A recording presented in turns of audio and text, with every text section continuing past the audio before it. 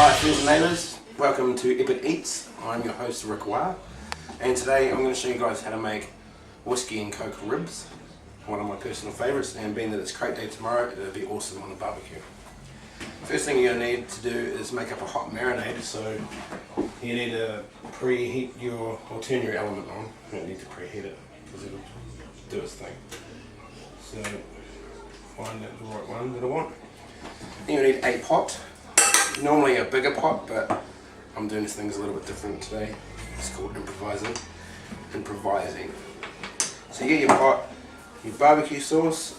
I like to use a smoky one, and you put in about half a bottle in. It's just got to be enough to cover your ribs with your whole liquid, weight displacement and stuff. So as you can see, I've got the sauce sitting in there. My whiskey of choice today is going to be Jack Daniels and cola. You can put in Jack Daniels and cans of Coke or a bottle of Coca-Cola, anything you want, but I'm kind of on the cheap this week, so this is a cheaper way to do it. So you want to put in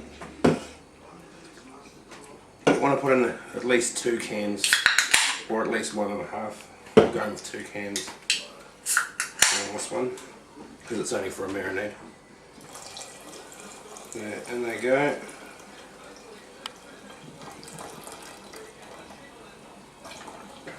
And then put these on the heat and give it a bit of stir.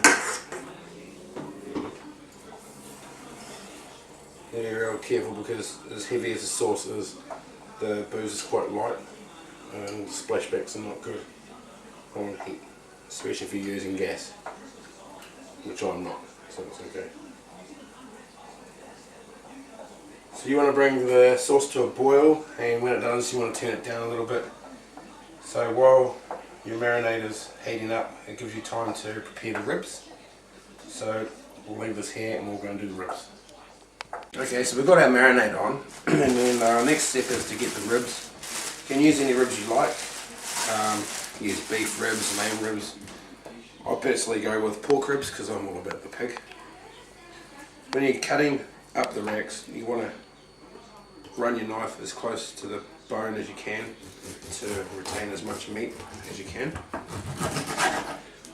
And if you get close enough, you should be able to go in between all the fatty bits of this one.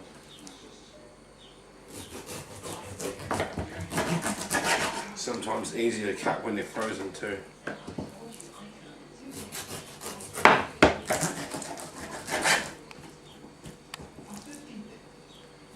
Not so floppy when they're a little bit frozen. As long as you've got a sharp enough knife, normally pretty good.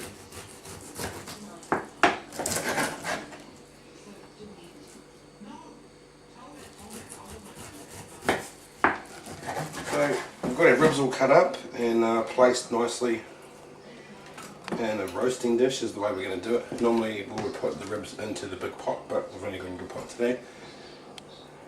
So we're going to do it this way.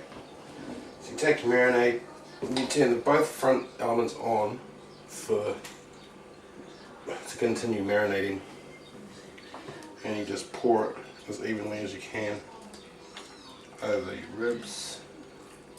Try and cover as much of them as you can.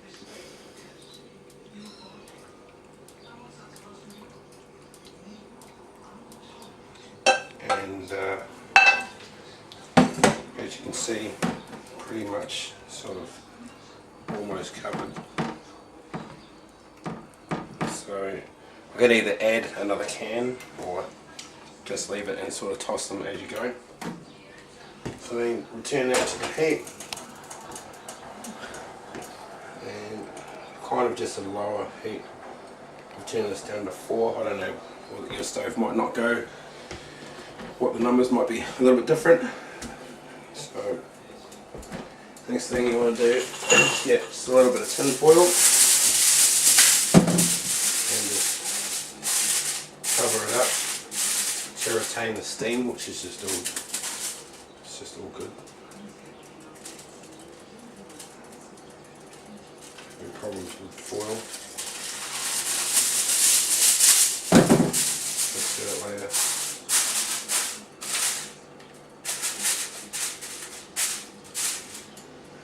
And let that just marinate in its own juices for a little bit, and we'll be back soon.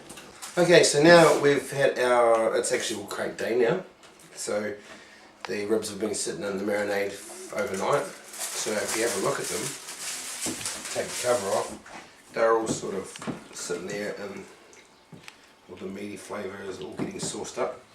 So what we're going to do now is wash our hands first because it's safety.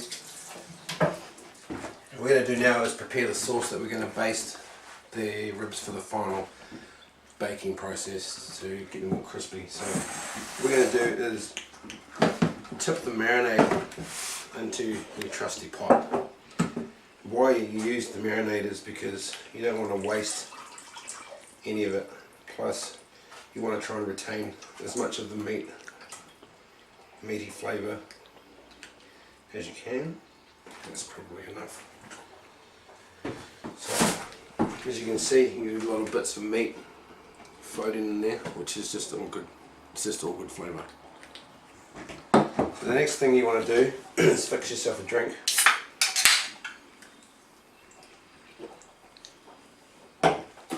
You want this to be sticky, so you don't want it as watery as the marinade was. So dump in some more of the sauce. Again, we don't really measure anything. You measure by feel. So you give that a bit of a stir and add some more of your booze into that. Probably not too much. And something I've never done before, but we're going to try for an extra bit of sticky. Of course, it's not going to open now. Okay, we'll come back to that. So you mix that all together, get your element on, because we're going to cook it all together, cook it down, and then we'll baste the ribs afterwards once it's cooled down, because you don't want to be finger banging sauce all over the ribs when it's hot, because you burn yourself. So we'll be back shortly. Okay, technical difficulty with the maple syrup. This is the maple syrup that we're going to put in there just to add for a bit of stickiness for the actual ribs. So we'll probably just put a little bit in and then put the sauce onto the heat, which is this one. And you want to just heat it until it's bubbling and then let it simmer for a little while on a really low heat to let the alcohol fuse into the sauce so it doesn't all separate. So once that's done, we'll come back and we'll show you the last process of the meat finger banging with the sauce. Cool. Okay, so now the ribs are all ready. I've put them on a separate baking tray with some foil underneath. The sauce is cooled down, so we sauce them up and put them in the oven to finish them off.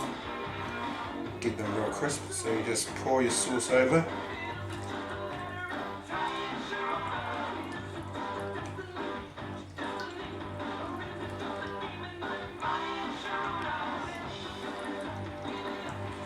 And then the fun part comes.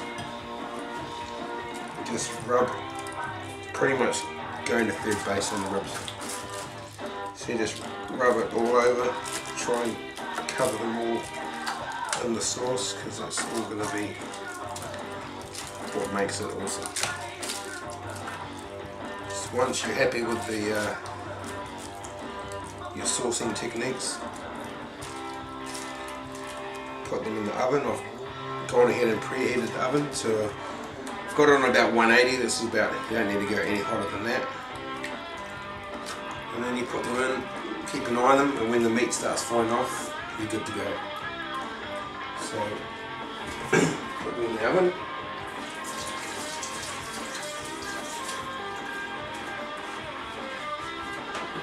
And wait for the magic.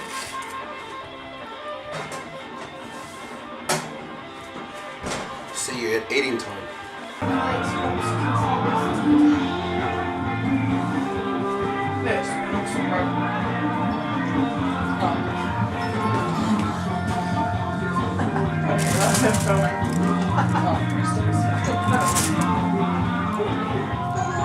What's in your mouth, Fetty? Rubs.